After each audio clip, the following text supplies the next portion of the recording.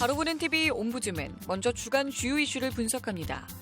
박근혜 대통령이 미르재단과 최순실 씨 연루 의혹에 대해 누구든지 불법 행위를 저질렀다면 엄정 처벌하겠다고 밝혔습니다. 검찰은 비선 실세로 지목된 최순실 씨의 통화 내용 확보와 재단 관계자들에 대한 조사에 착수했습니다. 경찰이 사제 총기에 맞아 숨지자 우리나라도 총기 안전지대가 아니라는 우려가 커졌습니다. 생명을 앗아가는 사제 총기를 쉽게 만들 수 있기 때문입니다. 한편 경찰은 총격범 성병대 자택을 압수수색해 사제총 제작에 쓰인 물품들을 수거하고 살인 등의 혐의로 구속했습니다. 성병대는 평소에도 방탄조끼를 입고 다니는 등 피해망상 증세가 있었던 것으로 드러났습니다. 네, 그 부동산 사장이 저희 누나한테 소개를 시켜준 집이거든요. 그래서 근데 그 집에 가게 되면은 가스 폭발 사고로 인해서 이제 제가 암살될 수 있어요. 국제신용평가사 피치가 우리나라 국가신용등급을 4년째 AA- 유지했습니다. 가계부채와 고령화, 중국발 경기 둔화와 대북 리스크 등 여러 악재 때문에 상향 조정 기대가 무산됐습니다.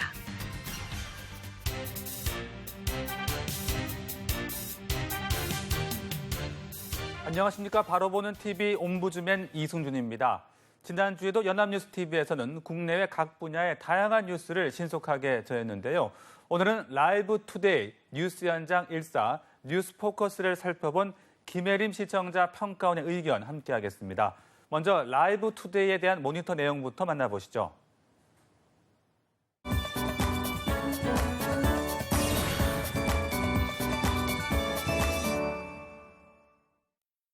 라이브 투데이는 평일 오전 8시부터 9시 25분까지 진행되는 아침 시간대 뉴스로 빠르고 재미있게 심층적인 뉴스를 전하는 것을 지향하는 프로그램입니다.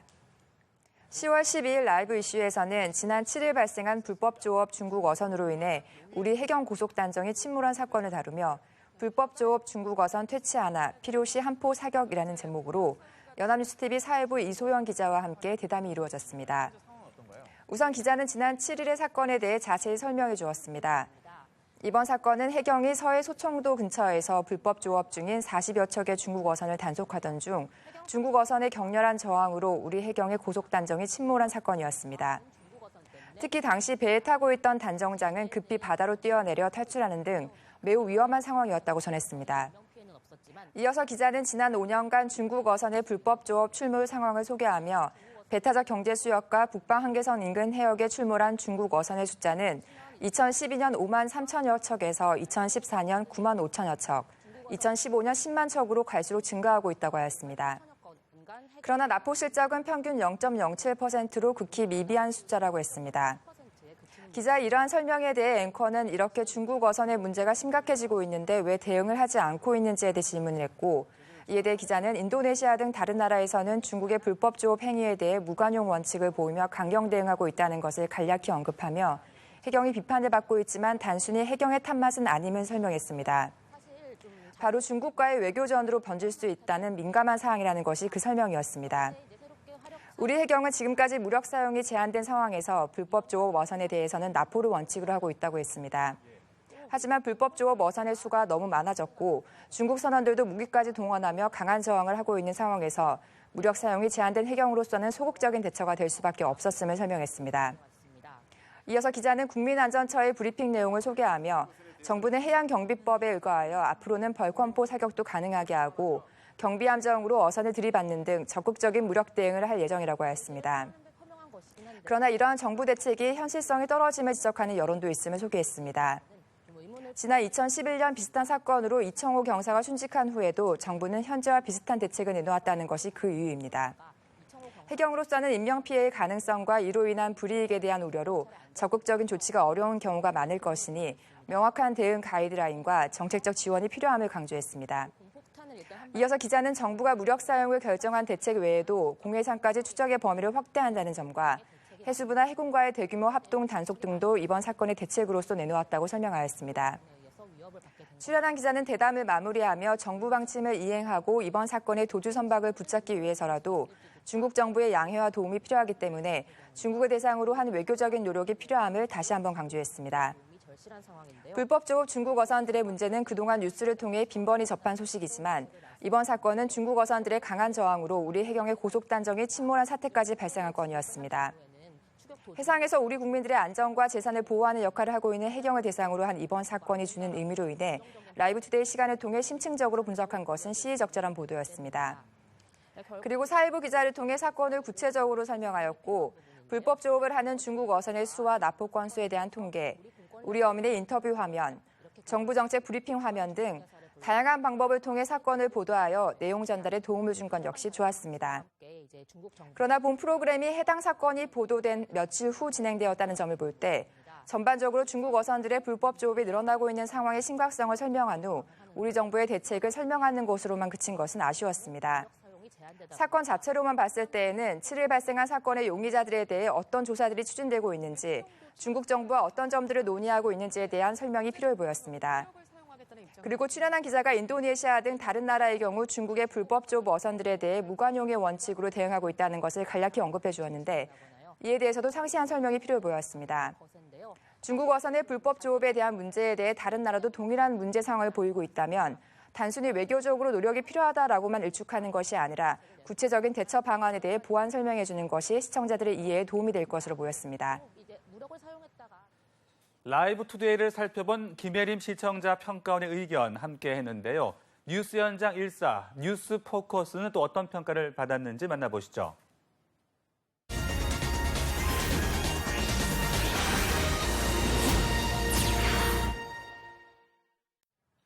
뉴스 현장 1사는 평일 오후 12시 40분부터 2시 40분까지 진행되는 프로그램으로 취재 현장에서 전하는 생생한 뉴스를 가장 먼저 전달하는 현장성 강화 와이드 뉴스 프로그램입니다.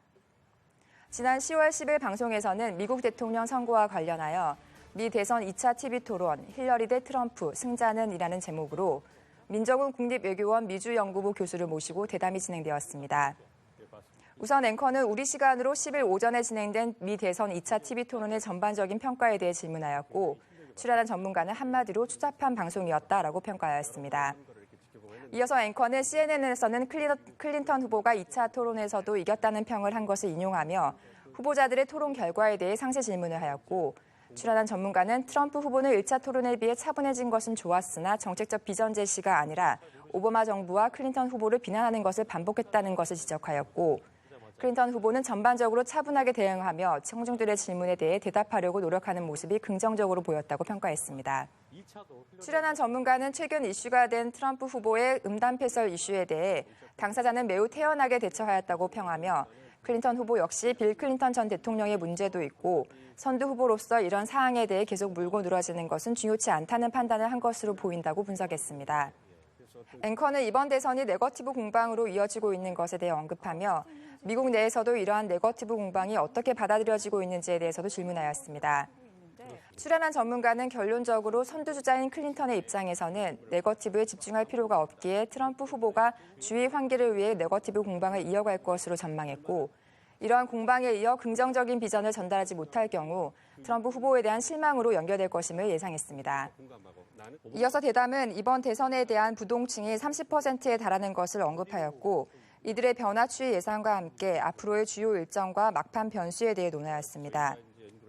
출연한 전문가는 주요 일정으로서 3차 토론을 꼽았고 1차 토론과 동일한 형식으로 진행되지만 이번에는 국제 외교 문제에 대한 토론이 진행될 것이기 때문에 경험이 더 많은 클린턴 후보가 조금 더 유리할 것을 예측하였습니다. 미국 대선 결과는 우리나라뿐만 아니라 많은 나라에 직간접적인 영향을 줄 것이기 때문에 미국 대선이 어떤 방향으로 가고 있는지 상세히 보도하는 것은 의미 있는 시간이었습니다. 때문에 2차 TV 토론 직후 해당 토론에 대해 빠르게 평가한 것은 시의성이 있었으나 대담을 진행하기에 앞서 미국 대선의 진행 방식, 그리고 미국 대선에서 전통적으로 TV 토론이 가지고 있는 의미에 대해 소개해주는 것이 필요해 보였습니다. 그리고 단순히 후보들의 토론 스타일과 네거티브 공방 등 자극적인 내용에 초점을 맞추는 것이 아니라 이번 토론에서 방청객들로부터 어떤 질문들이 나왔고 각 후보들의 답변은 어떤 방향으로 진행되었는지 정리하여 설명해 주는 것이 더욱 유익할 것으로 보였습니다. 마지막으로 여전히 자막과 그래픽 화면이 잘못 나오는 경우가 발견된 점은 매우 아쉬웠습니다. 대담의 마지막에 주요 일정으로서 3차 TV 토론을 언급하였을 때 자막과 그래픽 화면에서는 3차 TV 토론 일자가 미국 현지 시간 10월 19일이 아니라 10월 10일로 잘못 표기된 채로 나온 오류를 보였습니다. 연합뉴스는 자막을 통해 많은 정보를 전달하고 있는 점을 볼 때 틀린 내용을 표현하는 것은 큰 오류이므로 자막 및 그래픽 화면 작업 시 더욱 세심한 확인이 필요해 보였습니다. 뉴스포커스는 평일 오전 10시 45분부터 11시 40분까지 진행되는 오전 종합 뉴스 프로그램입니다. 10월 14일 방송에서는 한국도 저성장 늪에 갇히나라는 제목으로 김정식 연세대 경제학부 교수를 모시고 대담이 진행되었습니다. 앵커는 올해 2% 경제 성장률에 그칠 것이 확실시되었고 실업률 증가와 함께 사상 최고치를 기록하고 있는 가계빚을 언급하며 우리 경제가 저성장의 늪에 빠졌다고 하였습니다. 한국은행이 발표한 내년 경제 성장률 2.8%에 대한 예상도 낙관적 수치가 아닌지에 대한 질문에 대해 출연한 전문가는 민간 연구소에서는 2.2%까지 떨어질 것으로 보고 있다고 추가 설명하였습니다. 경제 성장률을 낮게 전망한 이유에 대해서는 기업 구조 조정으로 실업률이 높아진 점과 미국의 보호무역 강화 정책이 예상되는 점 등을 꼽으며 이러한 점들이 내수와 수출을 동반 침체시키고 성장률이 낮아지는 결과를 낳을 것이라고 설명했습니다. 저성장이 고착화될 것이라는 우려에 대한 질문에 대해 출연한 전문가는 우리나라가 꾸준히 3% 성장을 했지만 재작년부터 2%대로 내려왔고 이제는 2% 후반대에서 초반대로까지 줄어들고 있는 상황이라며 저성장의 고착화에 대해 동조하는 의견을 피력했습니다. 이어서 대담은 우리 경제 반등을 위한 방안들에 대한 논의로 이어졌고 출연한 전문가는 우리 정부가 노동개혁으로 기업 투자를 늘리는 방법과 함께 신기술 개발 등으로 새로운 산업을 육성하려고 노력하고 있다는 점을 전달해 주었습니다. 덧붙여 우리 경제는 과거와 매우 달라지고 있음을 강조하며 그동안 경제 성장의 견인차였던 제조업이 중국으로 이전하고 있는 상황이고 글로벌 경제 침체로 각국이 보호무역을 강화하고 있는 상황임을 볼 때 우리 경제는 새로운 성장 모델을 찾아야 할 것임을 강조했습니다. 앵커는 중국으로 많은 것이 옮겨가고 있는 상황에서 최근의 사드 문제, 불법 조업 어선 등의 문제가 중국과의 경제관계에 미칠 영향에 대해 질문하였고 출연한 전문가는 우리나라 수출 무역 대상국 1위가 중국이기 때문에 최근의 갈등 관계로 중국이 우리에게 보복 무역을 한다면 우리 경제에 많은 악영향을 미칠 것이라고 전망했습니다. 마지막으로 앵커는 9월 실업률이 11년 만에 최고치를 달한 것을 지적하며 정부의 일자리 창출 정책이 현실에 맞지 않는 것인지 질문했습니다. 출연한 전문가는 청년 실업률이 최고를 달하고 있고 이들이 우리나라를 이끌어가는 것과 함께 소비의 주체이므로 청년 실업률과 우리 경제 성장률은 서로 밀접한 연관성이 있음을 설명했습니다. 그리고 이를 해결할 수 있는 대책으로서 정부의 재정 정책을 활용한 단기 대책과 기업의 투자를 활용한 장기 대책에 대해 언급하였습니다. 경제학과 교수를 모시고 경기 침체와 저성장에 대한 이슈를 깊이 있게 다루고자 한 시도는 좋았습니다. 그러나 경제에 대해 논의를 하며 일반 시청자들을 위한 설명은 부족해 보인 점과 전문가를 모셨음에도 불구하고 피상적인 분석으로만 그친 점은 아쉬웠습니다. 우선 경제라는 어려운 이슈를 논하기에 앞서 경제 성장률 1% 하락이 의미하는 것에 대해 간략한 인포그래픽 등으로 설명해 주었다면 일반인들의 이해도를 높였을 것으로 보였습니다. 그리고 경제에 대한 이슈는 국민 모두가 피부로 접하고 있는 상황이긴 하지만 각자가 접한 방식에서 단편적인 내용만 알고 있는 경우가 많기 때문에 단순히 일부 요소들의 현황과 정책 방향을 소개하는 것에서 나아가 전문가를 통해 우리 경제를 조금 더 종합적으로 판단할 수 있는 설명과 함께 각 경제 요소들이 서로에게 영향을 미치는 것까지 고려하여 더욱 종합적인 분석을 하는 것이 필요해 보였습니다. 이를 통해 우리 경제가 현 상황에서 가장 우선시해야 되는 방안은 무엇인지 구체적인 해결 방법과 향후 전망에 대해 언급해 주었다면 현실적으로 더욱 도움이 되는 대담이 되었을 것으로 보입니다.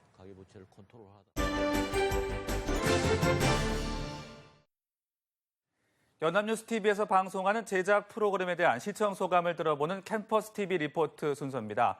오늘은 트렌드 지금 여기를 살펴본 연세대학교 경영학과 손누리 학생 나와 있습니다. 안녕하십니까? 안녕하세요. 네, 트렌드 지금 여기를 시청했다고 들었는데요. 어떤 느낌 받으셨어요? 네, 트렌드 지금 여기는 매주 일요일 오전 9시 30분에 방송되는데요. 프로그램 제목에서도 알 수 있듯이 한 주간 이슈가 되는 최신 트렌드를 시청자에 소개해주는 프로그램으로 마치 재미난 블로그나 매거진을 읽는 듯한 느낌입니다. 그만큼 톡톡 튀는 젊은 감각이 돋보였습니다. 네, 그럼 지난 방송분에 대한 모니터 내용 전해주시죠. 네, 지난 일요일에 방송된 트렌드 지금 여기는 가을 참 맛있다라는 주제로 방송되었는데요. 가을의 맛을 느낄 수 있는 가을에 먹어야 제맛인 음식들을 소개했습니다. 성큼 다가온 계절 가을, 그 가을을 꼭 닮은 자연의 맛을 어떻게 담아냈는지 자세한 모니터 내용 지금부터 전해드리겠습니다.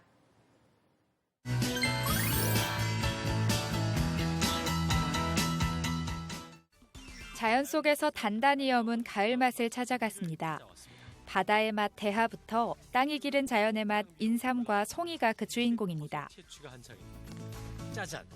먼저 서쪽 바다 충남 남당항입니다. 갑오징어, 쭈꾸미 같은 가을 맛을 낳기 위해 모여든 실제 사람들을 인터뷰하고 그 모습을 보여줘 생생했습니다. 그러니까 난 잘 모르는데 아줌마한테 물어봐. 아줌마가 이제 아까 2마리 잡았어요. 아줌마가요? 수산시장으로 가보니 가을 꽃게와 전어, 전복까지 가을에 먹으면 더 맛있는 수산물들이 가득했는데요. 그중에서도 대표 가을맛 대하가 소개됩니다. 더불어서 해마다 홍성 남당항 가을축제가 열린다는 유익한 정보를 자막과 함께 전해줘 좋았습니다.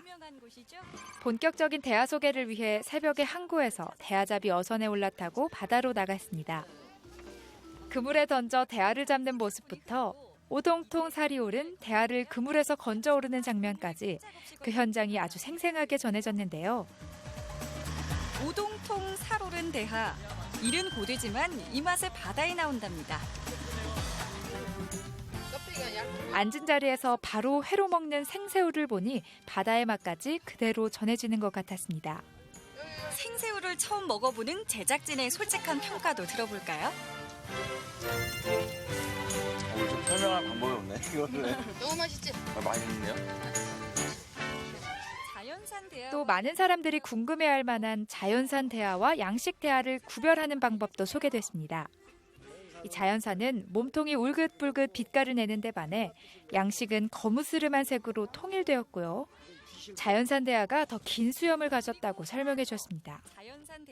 사진을 통해 비교해줘서 한눈에 그 차이를 인식할 수 있어서 좋았습니다. 이어서 간단한 대하 요리 방법이 소개됐는데요. 집에서도 쉽게 따라할 수 있도록 안내해줬지만 좀 더 이색적인 대하 요리는 없을까 하는 궁금증도 생겼습니다. 가을 다이어트 걱정은 그만. 다음은 강화도로 찾아갔습니다. 한 시장에서 강화도 가을 맛을 물었는데요. 가을 순무, 송노랑 고구마, 새우젓도 인기지만 뭐니 해도 가장 유명한 것은 바로 인삼이었습니다. 흔히 인삼은 비쌀수록 좋다라는 통념을 깨주었는데요.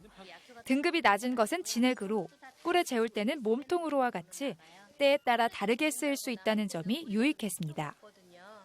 또 동의보감을 인용해 인삼의 효능을 소개한 점이 흥미로웠고 사포닌의 효능도 그림으로 보여줘 한눈에 알아보기 좋았습니다. 뇌기능 개선 등을 돕는다고 합니다. 인삼을 수확하는 9월에서 10월은 인삼 수확 시기라고 하는데요. 우리나라는 인삼이 자라기에 딱 좋은 환경이라고 합니다. 인삼 채굴 현장을 가보았습니다. 몸통과 뿌리의 구분이 뚜렷한 사람 인 모양의 인삼을 보니 새삼 신기하고 또 흥미로웠습니다. 이와 더불어 홍삼, 백삼과 같은 다른 인삼의 모습도 보여줬다면 더 좋았을 걸 하는 아쉬움도 남았습니다. 신청하면 1등급 인삼. 아이들도 함께할 수 있는 인삼 체험과 직접 캔 인삼을 요리해주는 식당을 소개한 점은 좋았습니다. 찬 성질의 오리와 따뜻한 성질의 인삼은 궁합이 잘 맞는다고 하고요. 인삼을 넣으면 고기의 기름기를 싹 잡아주는 효과까지 알 수 있어서 좋았습니다. 인삼 오리백숙을 맛있게 먹는 사람들을 보니 금세 침샘이 자극되는 것 같았습니다. 인삼 마니아란 이분 짧고 굵게. 마지막으로는 강원도 양양으로 송이를 만나러 갔습니다. 설악산 단풍도 인기지만 가을에만 수확하는 송이도 특별한데요. 송이버섯의 역사와 생태를 알 수 있는 송이 전시관에 대한 정보 소개가 좋았습니다. 또 송이는 식물일까 동물일까라는 이색 질문이 재미있었습니다. 광합성을 하지 않고 식물이 만든 유기물을 먹고 살기 때문에 동물에 가깝다는 이 새로운 상식도 얻을 수 있었습니다. 버섯이 풀과 나무처럼 움직이지 않고 한 곳에서 산다는 측면에서 보면 식물인 듯도 하지만 광합성을 하지 않고 식물들이 만들어 놓은 유기물을 먹고 산다는 점에서 보면 동물에 가깝다고도 할 수 있습니다. 동의보감에 따르면 약으로도 썼다는 송이는 9월에서 10월 사이에만 채취할 수 있기 때문에 값비싼 식재료인데요. 송이의 영양과 효능에 대한 자세한 소개, 그리고 어떤 사람들이 먹으면 어떻게 좋은지에 대한 설명이 적었다는 점이 아쉬웠습니다. 가을비도 불사하지 않는 송이 채취 현장으로 가보았습니다. 고수가 알려주는 송이 캐는 방법부터 송이를 1등급에서 5등급으로 나누는 기준까지 유익한 정보들이 많았습니다. 그중에서도 꼭 등급과 영양이 비례하는 것은 아니다라는 사실이 흥미로웠는데요. 영양이나 향, 육질은 4등급이 가장 좋다는 사실이 새롭고 이루었습니다. 그 영양이나 향이나 육질이나 4등급이 가장 좋은 거예요. 끝으로 향으로 먹는 송이 요리, 송이전골과 송이불고기 샤브샤브를 소개했습니다. 맛도 향도 영양도 풍부한 송이를 보니 그 안에 가득 담긴 가을을 느낄 수 있었습니다. 앞으로도 트렌드 지금 여기가 시청자의 흥미롭고 유익한 정보를 주며 사람들이 주목할 만한 최신 이슈를 소개하는 톡톡 튀는 문화 프로그램으로 발전하길 기대하겠습니다. 지금까지 캠퍼스 TV 리포트였습니다. 맛있는 계절입니다.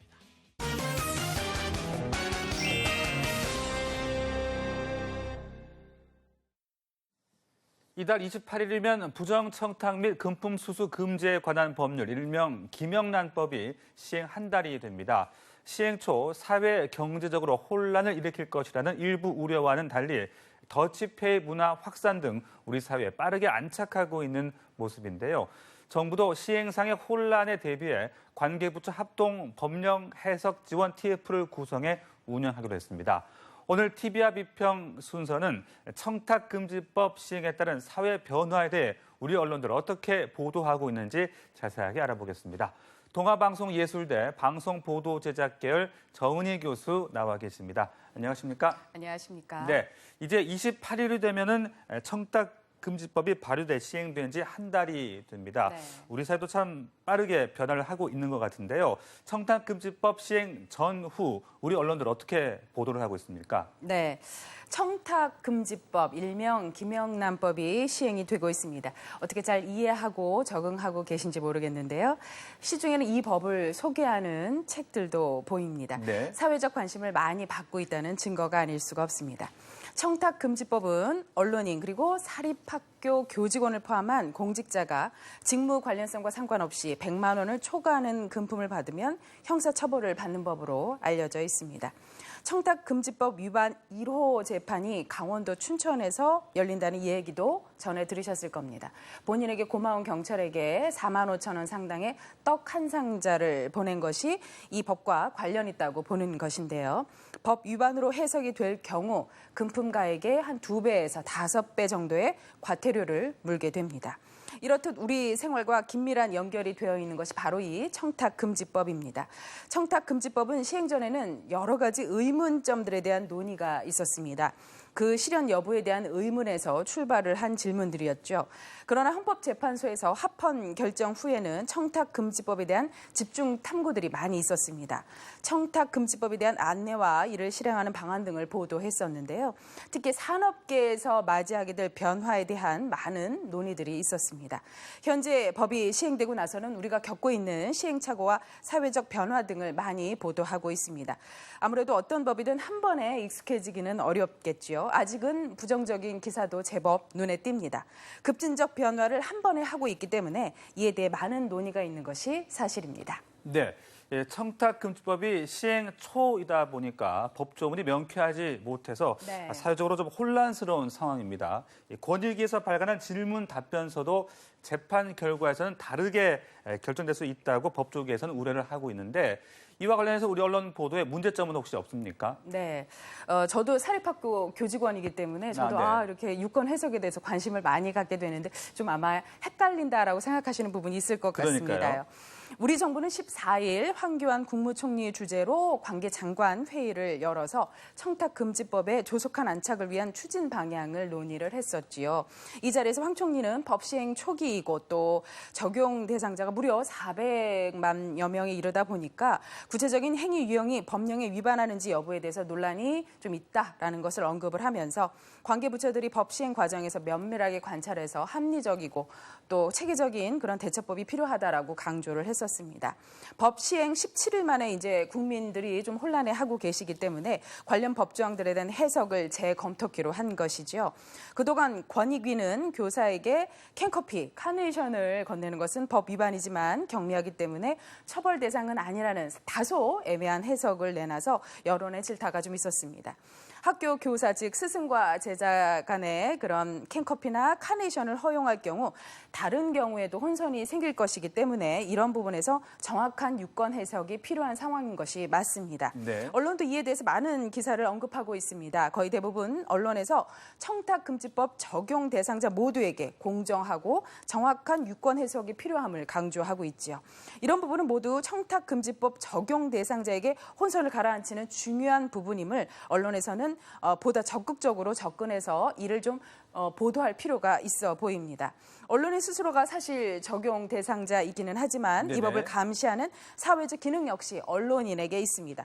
보다 객관적이고 공정한 법 적용이 이루어지는지 이 법이 우리의 생활 속으로 확실히 들어올 때까지 지속적으로 주시할 필요가 있다고 보여집니다. 네, 그 말씀하신 대로 언론인도 이 네. 공직자와 더불어 우리 앵커님도 청탁금지법을 적용 네, 대상자시죠? 그렇습니다. 네. 적용을 받고 있는데 네. 이 언론이 적용받고 있는 청탁금지법에 대해서 좀 정리를 해주시고요. 이에 대해서 우리 언론사들은 어떻게 대처를 하고 있습니까? 네, 구체적으로 말하면 언론인의 경우 3만 원 이하의 식사를 제공받더라도 과태료 부과 대상이 될 수 있다고 합니다. 이 부정 청탁이라고 하는 것은 인사, 병역, 행정, 학교, 수사, 재판 등의 법령 기준에 정하는 방법에 대해 위법하게 개입하는 경우를 말하는데요. 이 경우 오고 간 금액에 상관없이 청탁금지법에 걸릴 수가 있다고 합니다. 아무래도 취재 과정에서 취재원도 좀 만나야 할 거고요. 이런 경우 기자에게 공정한 직무 수행이었다고 생각되더라도 식사도 할 수 있기 때문에 청탁금지법 적용에서 부담스러운 부분이 발생할 수 있기 때문입니다. 애로사항이 있어 보입니다. 네네. 또한 해외 취재 지원을 목적으로 하는 항공권 제공이라든가 보도를 전제로 한 5만 원 이상의 공연 관람권 제공은 물론이고요. 언론사 내부 행사에 대한 협찬 등도 모두 위법 행위에 해당이 됩니다. 이에 언론사에서는 청탁금지법에 대한 특강들을 많이 요즘 하시는 것 같더라고요. 더불어 언론 일부는 언론에서 다루는 모든 광고 또 협찬 업무를 광고국으로 일원화하는 등의 모습을 보이고 있습니다. 물론 일선 취재 기자들이 다소 어려움을 느낄 수 있으나 이번 기회에 언론사의 체질 개선이 잘 이루어질 수 있도록 해야 할 것입니다. 네, 사실 이 선진국가들은 오랫동안 이 축적된 문화 네. 또 사회 구조가 부정청탁법 같은 제도로 형성이 돼 있었는데요. 네. 이에 반해서 우리나라는 제도로서 문화와 사회 구조를 일거에 바꾸려는 형태로 진행이 되고 있습니다. 그렇습니다. 외국의 모범 사례를 통해 봤을 때 앞으로 우리 언론의 바람직한 보도 방향 어떻겠습니까? 네, 사실 제가 외국 언론을 속속들이 파악하고 있는 것은 아니라서 이 질문은 다소 좀 어렵습니다. 그러나 외국의 경우 말씀하신 대로 이런 부정 청탁에 관해서는 오랜 시간을 거쳐 보다 깨끗한 사회 문화를 형성을 하고 있습니다. 네네. 물론 외국 언론이라고 해서 우리 언론과 크게 다르다라고 생각하지는 않습니다. 왜냐하면 그들도 언론의 윤리를 굉장히 강조하고 있거든요. 지속적으로 강조를 한다는 것은 그들도 열심히 객관성, 공정성, 정확성 등을 지키기 위해 노력을 한다는 의미로 보입니다. 그럼에도 불구하고 오랜 시간 쌓아온 건전한 사회 문화에 언론도 함께 동참을 하고 있고 또 이런 문화 형성에 언론도 한 몫을 하고 있다고 보여집니다. 정치인의 비리나 기업의 도덕성 상실 등에 대해 비상한 관심을 갖고 집중적인 취재를 하는 것을 볼 수가 있죠. 당당히 자신들의 의견을 강력하게 피력을 하고 있습니다. 아마도 깨끗하기 때문에 가능한 것일 겁니다. 우리에게도 언론인은 취재와 편집, 보도에 집중할 수 있는 환경 조성이 필요해 보입니다. 보다 분명한 역할 분담을 통해서 선명한 취재와 보도 환경의 조성은 우리 언론인들로 하여금 보다 사명감 있는 분위기에서 좋은 사회 만들기에 나설 수 있지 않을까 하는 생각이 듭니다. 네, 지금까지 청탁금지법 관련 보도에 대해서 자세하게 말씀 나눴습니다. 고맙습니다. 고맙습니다.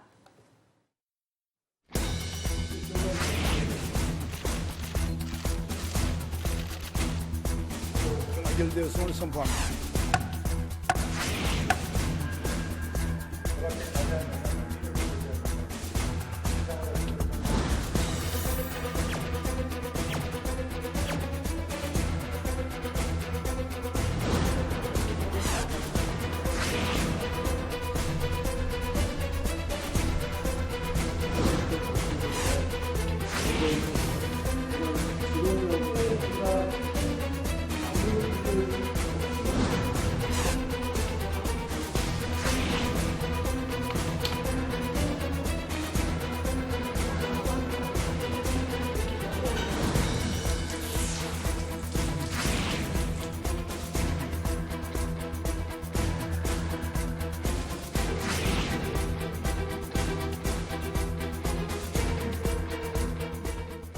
저희 제작진은 언제나 시청자 여러분의 다양하고 소중한 의견을 기다리고 있습니다. 방송을 보고 느낀 소감을 전화나 시청자 게시판 그리고 SNS로 보내주시기 바랍니다. 바로 보는 TV 온부즈맨 오늘 방송은 여기까지입니다. 함께해 주신 여러분 고맙습니다.